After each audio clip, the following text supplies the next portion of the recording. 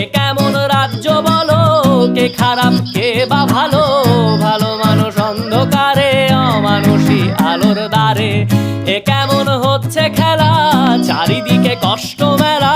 কে কোথায় যাচ্ছি ভেসে, থামবো কোথায় অবশেষে? রাজার রাজ্যে সবাই গোলাম, করতে হবে রাজার সুনাম। না হয় তোমার কল্লা যাবে, বিরাট কঠিন শাস্তি পাবে।